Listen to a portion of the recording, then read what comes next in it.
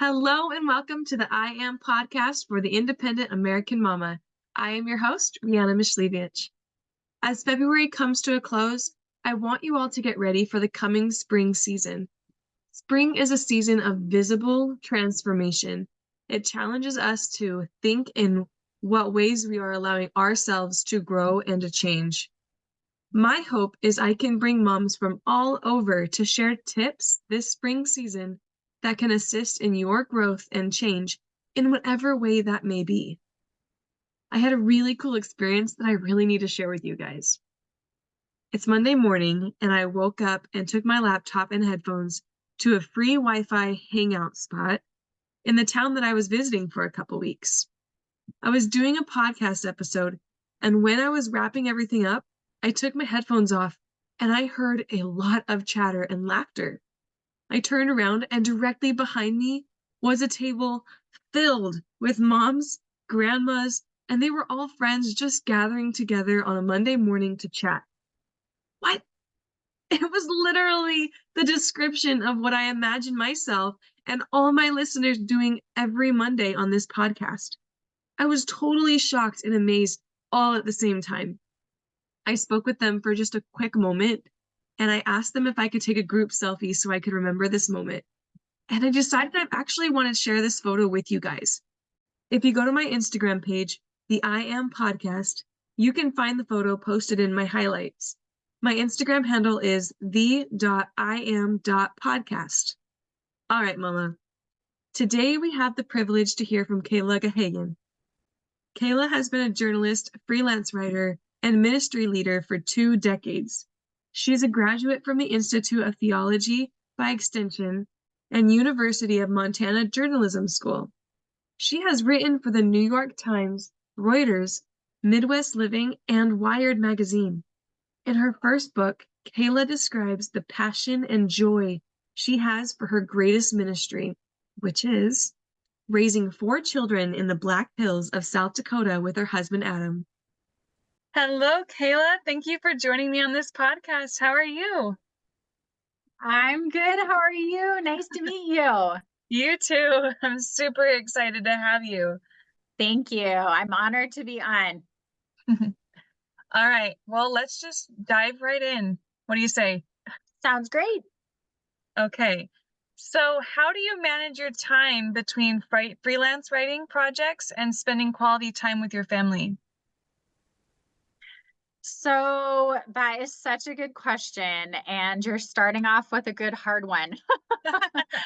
I think I think for me, you've probably heard this analogy before, where you have like the glass jar and you make sure to put in the boulders first and then the smaller rocks, and then you fill it in with the sand or with the pebbles. And I think I always try to keep that analogy in mind when I'm taking on writing projects and when I'm taking on things into our schedule. I'm always trying to make sure that I have the boulders in first. And so that's always for me. I'm a Christian, I'm a believer. And so for me, it's always God. God is like the big boulder that has to go in first.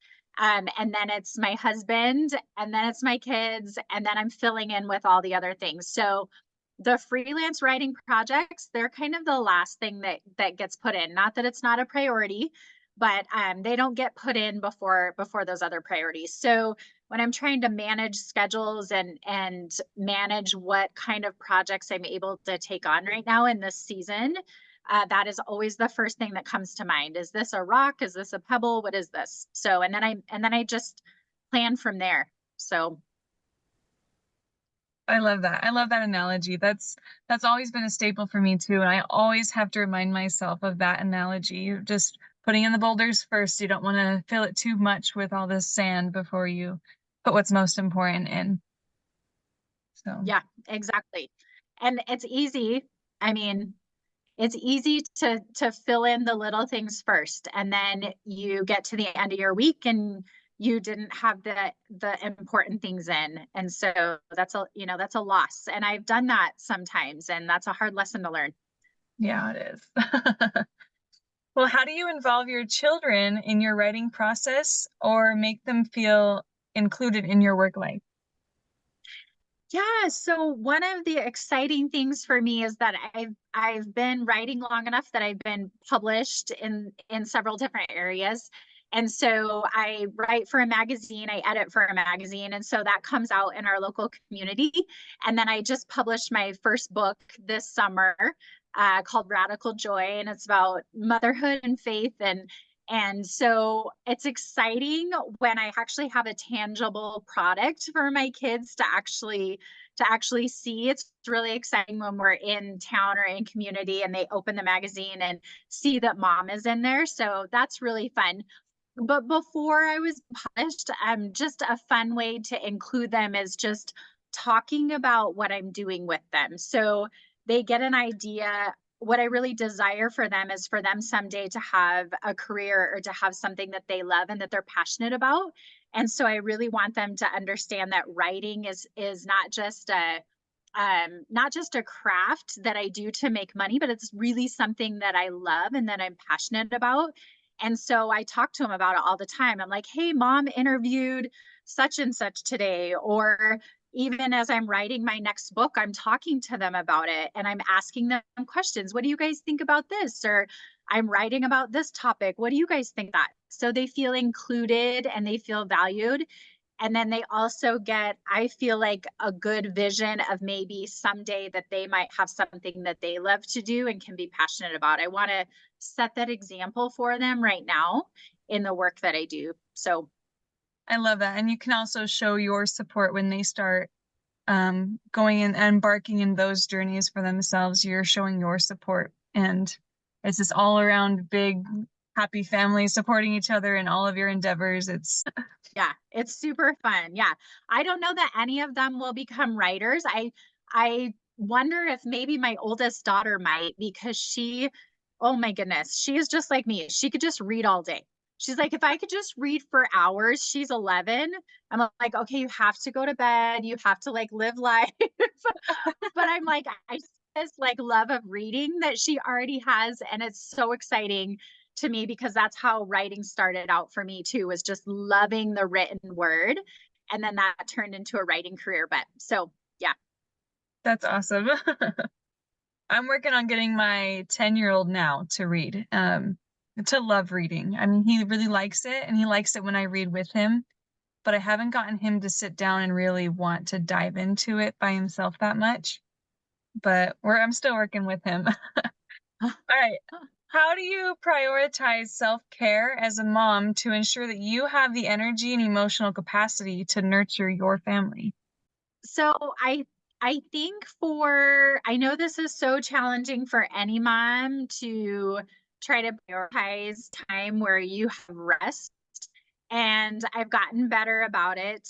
My kids are 13, 11, 9, and 6. And so when they were really little, it was really, really hard to do this. But I try to find not doing just self-care like once a month or once a year, which I think is important too, to do a spa day or whatever. But I think it's also important to daily have time where you are taking care of yourself. So one of the habits that I just got better about in the last couple of years was getting up before my kids, well before my kids. And sometimes that means, 5 o'clock in the morning, which is hard. But I found that on the days that I do that, when I'm up super early before them and I'm spending some time in the word and I'm, on the treadmill for maybe just a little bit, doing what I would call self care, I have found that that changes my entire perspective for the rest of the day. And so I think for me, instead of trying to do these like self-care weekends or like getting away with, going away with my husband on a getaway or going with friends on a weekend, which those are important as well. I found that it's healthier for me to be doing it every single day, just in a smaller increment, even 15 minutes alone as a mom, just to gather your thoughts and to prioritize what you're going to be doing for the day. That it's just made such a huge difference. And if I could tell young brand new moms what is something that you should establish now in your schedule, if you can do it, that is what I would recommend, because it makes such a difference in the long haul. And then you don't feel so burnout when you do get to that once a year self-care weekend where you're going away with your husband, or you have time to go catch lunch with a friend. I would say that's probably the other thing, is that finding time alone with my husband, and then making sure that I prioritize time with friends is a huge self-care part of my, I don't know, staying healthy and mind, body, and spirit, I would say. Yes, definitely. Can you share some tips for setting boundaries between work and family life? Yes, absolutely. I think that it goes back to that thing that we were talking about with setting the priorities right from the start. And so, one thing that's helped my husband and I is making sure that we're communicating well about what's happening for the upcoming week. And I didn't always used to do this. I used to do more of the, like, I would take on these writing projects and I would kind of tell him in passing, like, oh, I'm going to do this for such and such, or I'm doing this new project for this person. But I didn't really sit down with him and say, like, hey, these are the things that I have on my schedule in the next 10 days, the next 7 to 10 days. So he was kind of out of the loop. And then when I would get under a deadline and then I would be stressed out because I hadn't communicated well with him that I might need extra help that day or something like that, then it just created stress in our home. And so I was like, man, if I could just communicate well, if we can sit down and even talk about our week for the upcoming week, this is what is on our plate. Here are the priorities. Here are the things that we might have to say no to, which is super hard. Not just saying yes to everything because we've been asked to do something, but what do we need to say no to?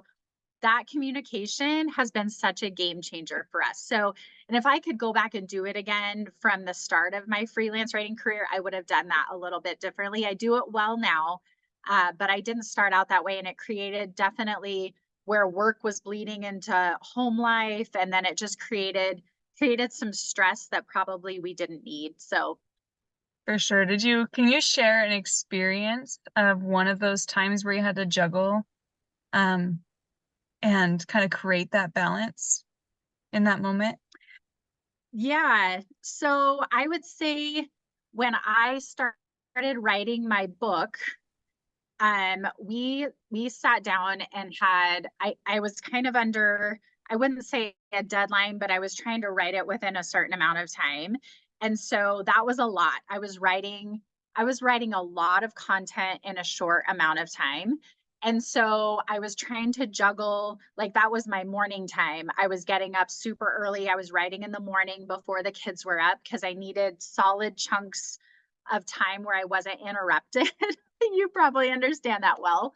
And so that was taking away like my morning Bible reading time, and so juggling all of that was hard, but I think because we had kind of an end in sight, we had a goal. It was like, okay, I'm going to get this first manuscript written in this amount of time. We just had to juggle it as a family, and we knew that at the start of it. And I would say that was the biggest writing project I've ever juggled with having 4 kids at home. Usually it's, articles or editing projects or writing coaching, or that was the biggest writing project that I've juggled with the family. And there were some hard days, but we made it through. Yep. I do believe that if you can be like full transparency with your entire family, your kids even, then it's a lot easier to juggle those moments because everyone's aware. Yes, and you feel like you're on a team. And I tell my husband the same thing about his job. I'm like, hey, I want to know if you have a big deadline coming up, or you have extra meetings, or I want to know. So number one, we can be praying over you, but also if I sense like that you're feeling overwhelmed, I know why. And then I can kind of step in and help. It's like being a team instead of each of us on our own little islands, just all happening to live in the same house. Like, that's not the way to run a family. That's not the way to run a marriage. That's not, yeah. And so the more you can be working together as a team, it's not perfect, but it's so much better. Absolutely. 100%. Can you share some strategies for involving your children in household tasks or chores while still allowing them to feel nurtured and cared for? Yes, have found that as my kids are getting older, this kind of has changed a little bit. I think I think at the heart, I mean, there's lots of things you can do with chores. Like some people pay for chores, some people don't. I mean, I've read all sorts of stuff. There's probably arguments for both ways. We don't pay our kids for basic household chores that we think that they should be helping with anyway. We're like, hey, your allowance for this is that we feed you and you get to live in our house. But we also have extra projects where if they're wanting to earn a little bit of money, or it's like, hey, you can go vacuum out my van, which I absolutely hate doing. You can go vacuum out the van and earn a little bit of allowance money. But I think honestly, I think at the heart of whatever you decide to do for chores or for paying them or not, at the heart of it is that you're trying to help them and understand that number one, they need to steward things well. And so they live in a home. And so we're trying to teach them how to steward well what God has given them. Yes. And so teaching them that part of what you have been given is taking care of it and taking ownership of that. And then as they grow older, I'm also telling my older kids, Elijah's 13, Brooke is 11. I'm saying the reason that we're having you do these chores is because someday you're going to leave my house and you're going to be running your house. And if I'm not training well to be able to take house someday, I'm not doing my job as a parent. So if you can't go into your own home someday and also steward well what you have on your own someday and teach your kids as well, then I'm not completing my role as a mom. And so trying to help them see the long game and see like the deeper heart of, I'm not just trying to make you work. I'm not having you mow the lawn because I think it's fun to make you mow the lawn. There's a deeper meaning behind why we take care of things. So Yeah, absolutely. I'm the same way with my kids. I'll make sure that they get those household chores done, but I won't pay them for it. That's just their responsibility for being part of the team, right? But if there's things like, I always have a list of extras that they can do, things that I just need help with, changing diapers or vacuuming up the living room, things that are my chores. If they want to help out, then they can get rewarded for that. How do you handle the distractions or interruptions while working from home as a writer and a mom? Ooh, that was a good one. That was a good question. I deal well with distraction. My husband and I joke about this because he is very much one box at a time. He's always in one square. He completes things before he goes to the next task. And I am like in 20 squares at one time. I think a lot of moms are. Yep. It's something actually I shouldn't be in so many squares at once. I need to like finish things and then move on to the next thing. But I think just by the nature of motherhood, we're pulled into a lot of different directions at a lot of different times. So I actually do well with, especially if I'm writing magazine articles or I'm sending interview questions or I'm doing things like that where I can be in and out pretty fast. I always try to strike a balance between if my kids are interrupting, I want them to understand it's that hard balance of helping them feel valued, but that they're not the center of the world. So I don't stop everything I'm doing all the time. Like, oh, my kid's tugging on my sleeve, then, oh, the world is about them right now. It's striking that balance of, okay, can you be patient and helping them develop patience? You can wait a minute while mom finishes this box, and then I will address whatever's needed.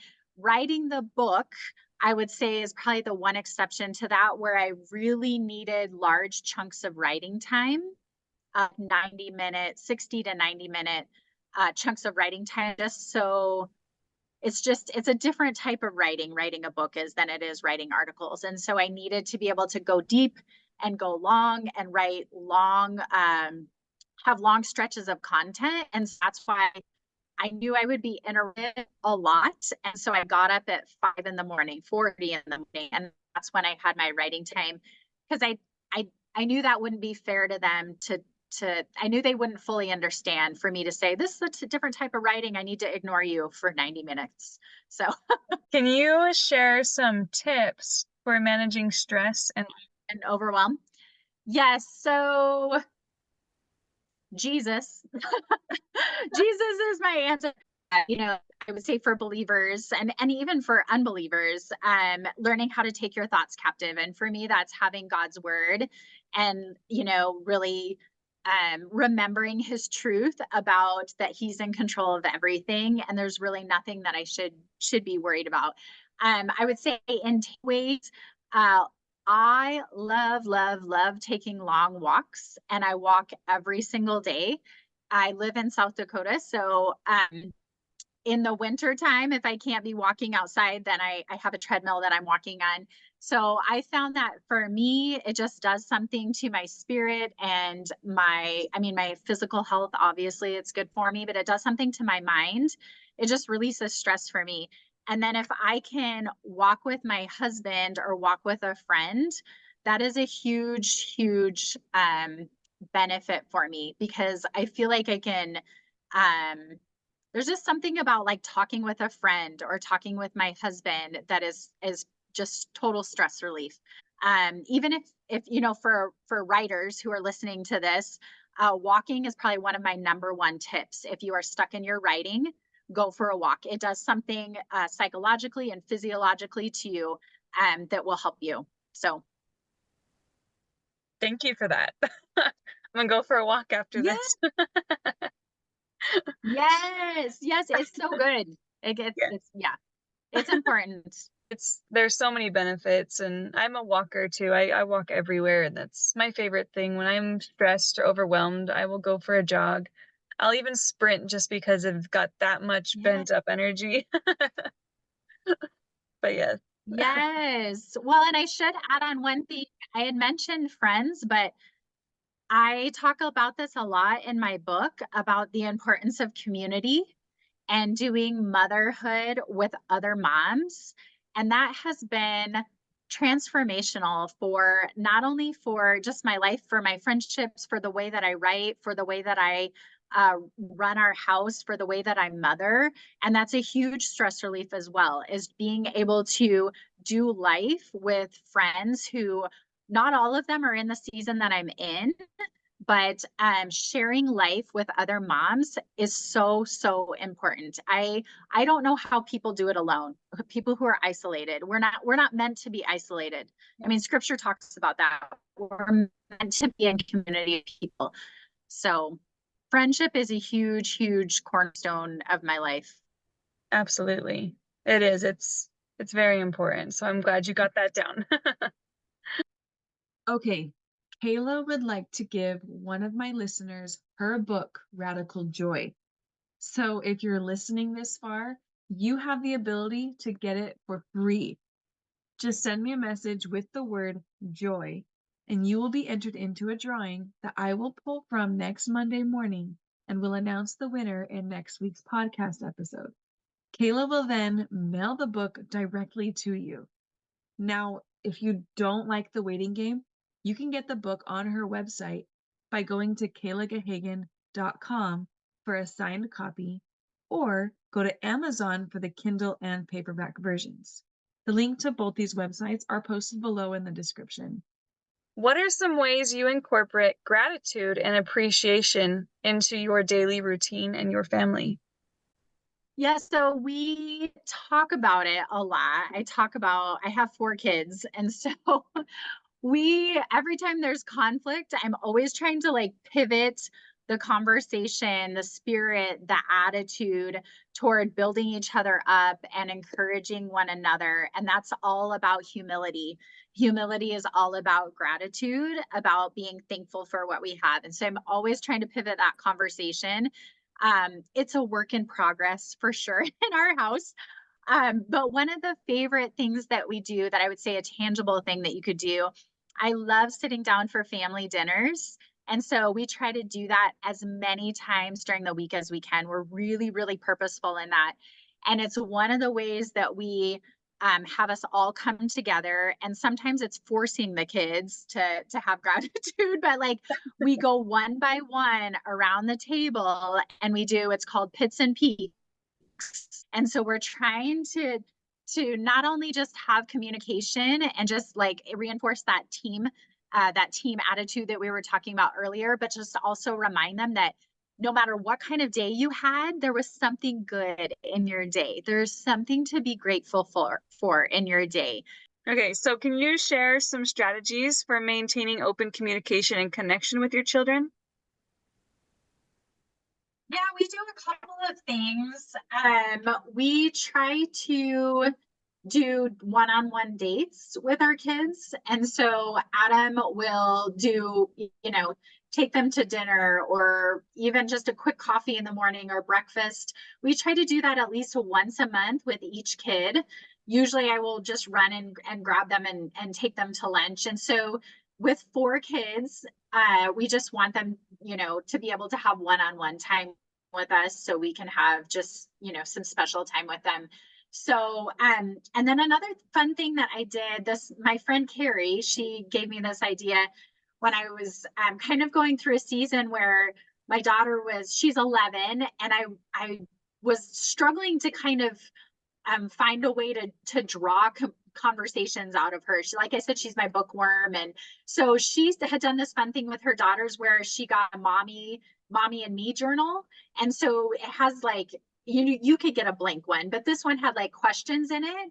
So you're asking questions back and forth. So I write in it and then I go put it under her pillow, and then she'll write back to me, and then she'll put it under my pillow. So she thinks it's kind of fun. And then there's all sorts of questions in there to get conversations going. And that's been a fun way for her and I to connect. And because she's a reader and writer, I think she can sometimes open up in the journal in ways that she couldn't open up just us chatting. So, yeah. And I've also found with my older kids, my little kids, they'll talk to me all the time, all day about everything. My older kiddos, sometimes when we're in the car and we're next to each other, they will open up more than they would if I was sitting like in front of them on the couch, asking them how they feel about something. I noticed that. And some of my friends who have like teenagers, they said, oh yeah, you'll get all sorts of conversations in the car. Something about sitting next to each other and maybe not necessarily being so awkwardly eye to eye. They just seem to open up more in the car. So it's funny, we have really deep conversations sometimes when we're just driving around. So, and I can be intentional in that. And sometimes if I notice that's happening, I can say, oh, let's go grab an ice cream through the drive-through. And then it gives me extra drive time with them. Yes. So I think it's just finding the sweet spot with each kiddo when they open up and when they want to talk, and then just making sure you're intentional about having that time with them. So absolutely. Well, I would love to know what advice you have to give other writing moms who are striving to create a loving, harmonious home environment while pursuing their career passions as well. Yes. So if I could give advice to moms who are writing, I would first off say, do not forsake the importance of what you're doing as a mom. So don't ever feel, and I write about this in my book. I write about this actually quite a bit in my book and the whole journey that I went on. I'm really valuing what you're doing as a mom. So don't ever feel like, oh, I can't have a writing career. Oh, I'm going to miss out. Or if I really focus on what God's calling me to do in motherhood right now, I'm going to never be able to write. That is a lie. Do not believe that lie. Do what you're called to do first and do it well. And then He will open the right doors at the right time in your writing career. So, and to just be encouraging, writing is such an incredible thing because it can be done. It's flexible. And so be encouraged by that. There are some jobs that people are passionate about and they got an education in, or they feel drawn to, that it is hard to do motherhood and be there. Writing is such a great flexible thing that you can be doing while you're at home. And so I just want to encourage somebody who might be listening and feeling like, if I don't take this writing project or I don't do this right now, I will just never be a writer. And that's not true. If anything, you might even be a better writer after you get through another year of motherhood. You never know. So just to encourage, I would just encourage them. Well, do you have any experiences of how you have handled moments of disappointment and failure while still nurturing self-esteem and resilience? Yeah. With me personally or with the kids? Both. Yeah, both. Yes. So I mean, I have had plenty of failures.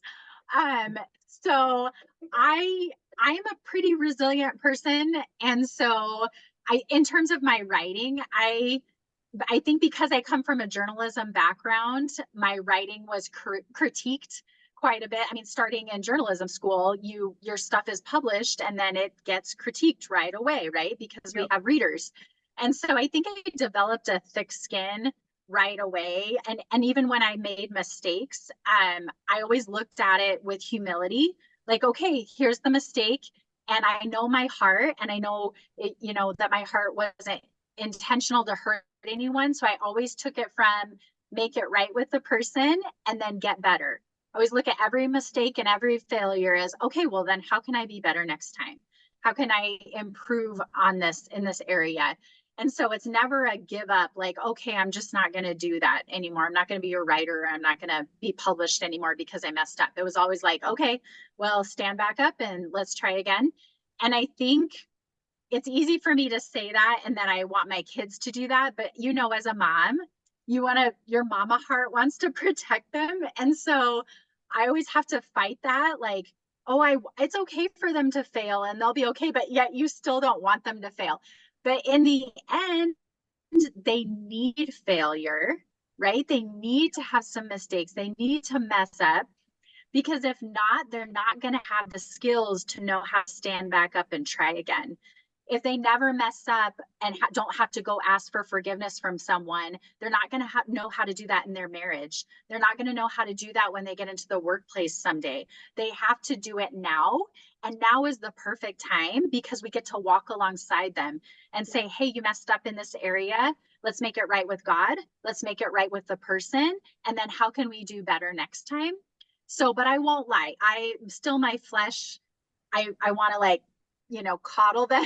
Like, I just don't want them to be hurt. And I think that, that's the right mom heart to have. But, my husband's always reminding me, like, now is the right time for them to get the skin knee because we can be there with them and help them along and help them heal and help them know that when I mess up, I can try again, and that builds their confidence. And so then when they're in adulthood, they know how to handle failure. So Absolutely. yeah, it's a work in progress though, for sure.